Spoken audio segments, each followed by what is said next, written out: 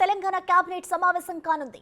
Parliament ఎన్నికల notification కి ముందు జరిగే మీటింగ్ కావడంతో కీలక నిర్ణయాలకు ఆస్కారం ఉంది. ఈ నెల 11న ఇందిరమ్మ ఇండ్ల ప్రారంభోత్సవానికి సంబంధించి కేబినెట్ ఆమోదం తెలపనుంది. ఇప్పటికే నియోజకవర్గానికి మొదటి విడతగా 3500 ఇండ్లను ప్రభుత్వం కేటాయించింది. ఇందుకోసం హడ్కో నుండి 3000 కోట్ల రుణం తీసుకుంది.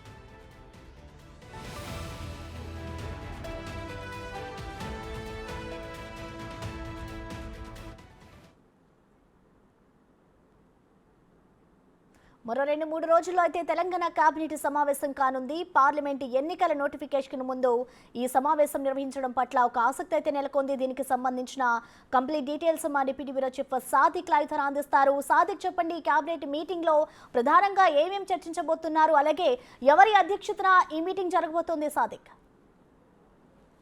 ప్రసన్న, పార్లమెంటు ఎన్నికల షెడ్యూల్ కంటే ముందుగా తెలంగాణ రాష్ట్ర ప్రభుత్వం కొన్ని కీలక నిర్ణయాలు తీసుకునే అవకాశం ఉంది. ఈ నేపథ్యంలో ముఖ్యమంత్రి రేవంత్ రెడ్డి అధ్యక్షతన కేబినెట్ సమావేశం ఈ 2-3 రోజుల్లో కేబినెట్ సమావేశం ఉండే అవకాశం ఉంది. ప్రధానంగా ఈ నెల 11 నుంచి కూడా ఇందిరమ్మ ఇళ్ల కార్యక్రమం ప్రారంభించబోతున్న నేపథ్యంలో దానికి కేబినెట్ ఆమోదం తెలపాల్సిన అవసరం ఉంటుంది.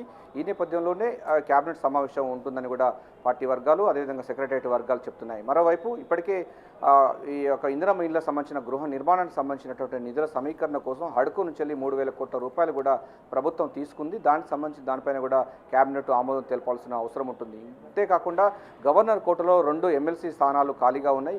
ఈ రోజే హైకోర్టు సంబంధించి పూర్తి స్థాయిలో తీర్పు ఇచ్చిన నేపథ్యంలో ఇద్దరు పేర్లు కూడా తిరిగి మళ్ళీ ఖరారు చేయాలి, దానికి గవర్నర్కి పంపాల్సిన అవసరం ఉన్న నేపథ్యంలో వారి పేర్లు అంటే ప్రొఫెసర్ కోదండరామ్, అదేవిధంగా మీర్ అలీ ఖాన్ సంబంధించినటువంటి 2 పేర్లు కూడా మరోసారి కూడా కేబినెట్లో ఆమోదం తెలిపి గవర్నర్కు పంపించేటువంటి అంశం కూడా ఉన్న నేపథ్యంలో కేబినెట్ సమావేశం ఈ 2-3 రోజుల్లో కేబినెట్ ఏర్పాటు చేసి ఉండబోతుంది. అంతేకాకుండా పార్లమెంటు ఎన్నికల కంటే ముందుగా జరుగుతుందంటే షెడ్యూల్ వచ్చిన తర్వాత ఎటువంటి కొత్త నిర్ణయాలు తీసుకోవడానికి ఆస్కారం ఉండదు కనుక డిఫరెంట్గా చాలా మంచి నిర్ణయాలు తీసుకోవడం, అదేవిధంగా కొన్ని నిర్ణయాలు తీసుకొని పార్లమెంటు ఎన్నికల బరిలోకి దిగాలి, పార్లమెంటు ఎన్నికల ప్రచారంలో పోవాలని కూడా ప్రభుత్వం భావిస్తున్న నేపథ్యంలో కొన్ని కీలక నిర్ణయాలు ఉండే అవకాశం ఉన్నట్టుగా అయితే సచివాలయ వర్గాలు చెప్తా ఉన్నాయి. సో ఈ 2-3 రోజుల్లో ముఖ్యమంత్రి రేవంత్ రెడ్డి అధ్యక్షతన కేబినెట్ సమావేశం ఉండబోతుంది. ప్రధానంగా 3 అంశాలు ఉన్నట్టుగా మనకు స్పష్టంగా అర్థమవుతుంది. ఇందిరమ్మ ఇల్లు ఈ నెల 11 తారీఖు నుంచి ప్రారంభోత్సవం కాబోతుంది. ఖమ్మం జిల్లా బూర్గంపాడులో అక్కడ భారీ బహిరంగ సభ కూడా ఏర్పాటు చేయడం జరిగింది.